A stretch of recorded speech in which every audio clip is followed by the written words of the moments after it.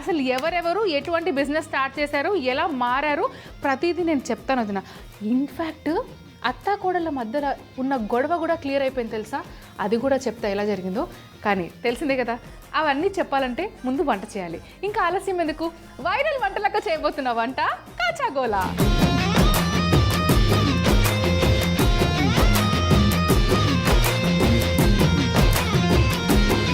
Viral Vantalakka చేయబోతున్న next వంట pass మిర్చి కా భజియా.